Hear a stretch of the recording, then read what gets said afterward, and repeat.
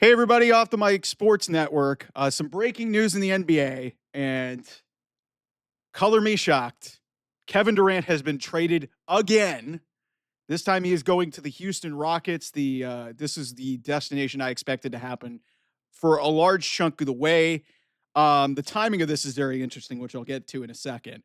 But from Shams Charania, the Phoenix Suns send Kevin Durant to the Houston Rockets for Jalen Green, Dylan Brooks, the number 10 pick in the 2025 NBA draft, which is on Wednesday, and 5 second-round picks. Okay. So first and foremost, let's talk about this. This is a really good deal for the Suns. I like Jalen Green. I think a change of scenery. He wasn't really doing it, so I think I like this from the Suns perspective. Dylan Brooks, for all the crap that we give about him, is a really feisty and he can score, he can defend. He's annoying, but that's a good ad as well. Um, and then getting the number 10 pick in the draft, it'll be interesting to see what they can get with number 10. But getting another young player, Phoenix getting that pick back, I don't know if that was their pick that they traded, because I know that was part of the big thing that was going on, that Houston had one of their picks, and that's why they were trying to go there.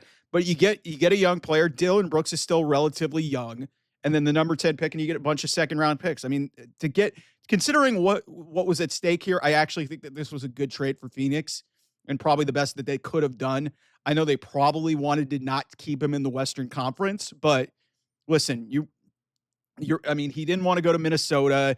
Miami sounded like a fun idea, but Miami didn't have this package to potentially make it happen. So, from a Houston perspective, they get a guy who had his college career in Texas. Kevin Durant can still play at a high level. I think putting him next to some of the pieces that they have there in Houston, Şengün, Amen Thompson.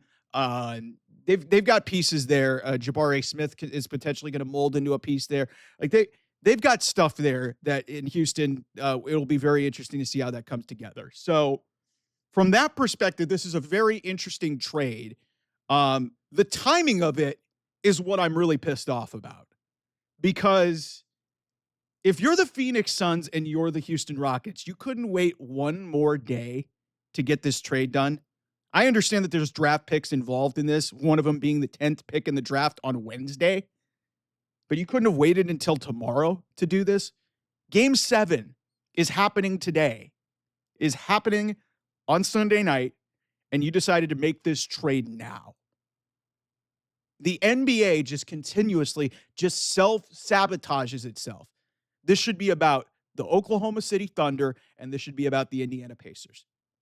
And instead, Kevin Durant is flat in the news again. This isn't really his fault, because two teams consummated a deal to get into the headlines ahead of this. This is the ultimate fucking news dump to do this at like noon on a Sunday before the NBA Finals finale happens, of one of the great finals that we've ever seen. So to see this happen really pisses me the fuck off. Like you guys couldn't wait to get this done when other shit wasn't going on. Like I know you guys don't give a shit about the College World Series, and that's not the problem here.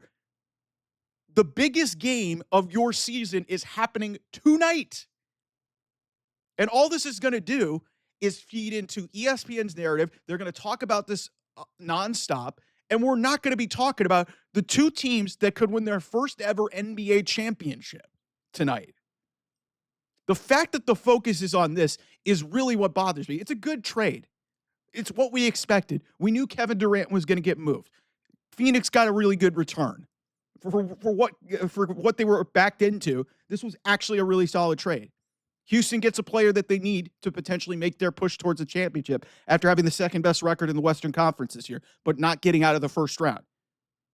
It makes a ton of sense. But that's not what my focus is on this trade. It's on the fact that these two teams and the NBA allowed this deal to be consummated the day of NBA Finals Game 7. If you did this Saturday, if you did this Friday, if you did this tomorrow, it would have landed so much better, because you wouldn't be doing all of this bullshit You wouldn't be doing all you wouldn't be parading this trade and talking about this when there's an actual fucking game 7, a championship game effectively to decide your champion. It's either going to be Kevin Durant's former team Oklahoma City or it's going to be the Indiana Pacers with one of the most unlikely runs in NBA history. They would probably be one of the lower seeded teams to win the championship since the Houston Rockets did it almost 30 years ago or about 30 years ago. The parallels to this is kind of insane now that I just talked this out. But holy shit. Holy shit. Raphael Stone, Matt Ishbia, whoever the hell is involved in ownership and GMs, James Jones, y'all got to be ashamed of yourselves. Adam Silver, could you have told them, hey, can we hold off on this for a day? Really? You couldn't have done that?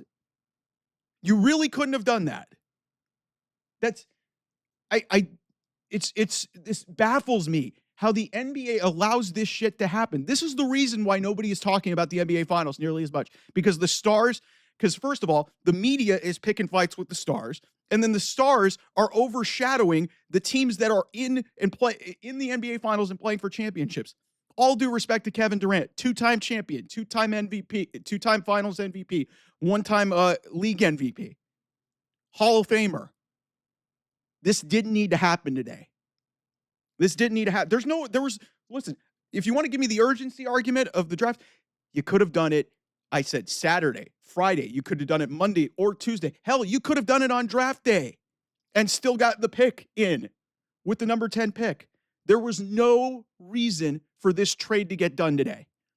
I saw that there was rumors going around in Phoenix with a couple of radio people out there that this might happen today. And I was like, they're not going to do that. And then lo and behold, Shams drops a Shams bomb, and here we are. It's not shocking or anything like that, but the timing of this is baffling to me. Baffling. And that's what I really wanted to frame this about. I don't even listen. All the other stuff about this, who's the next person to get traded, we could debate that until we're blue in the face. The story here is the fact that this trade happened on the day of Game 7 of the NBA Finals. How that happens is just beyond me. Like I said, everybody involved in this trade, except the players, because the players have no control over this shit. They don't have any control over this shit. You had ample amount of time to figure this out, but you chose today. You chose June 22nd, 2025, Game 7 of the NBA Finals. Ironically, Kevin Durant's former team could win their first championship without him.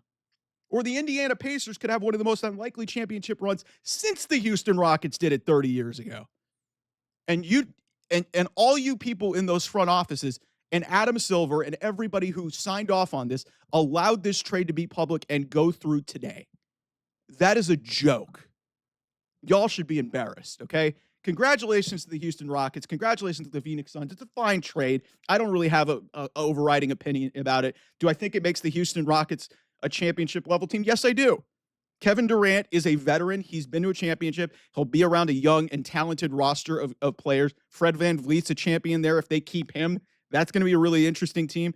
Phoenix, they're rebuilding. They got a decent return. But guys, that's not even the part of this that really even matters to me. It's an insult to the Pacers and the Thunder.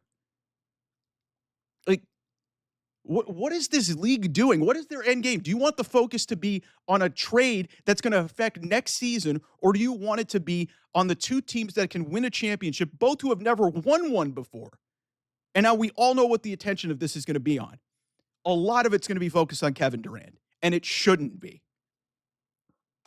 That's my takeaway of this. So anyway, thanks so much for watching. I'll see you guys. Bye-bye.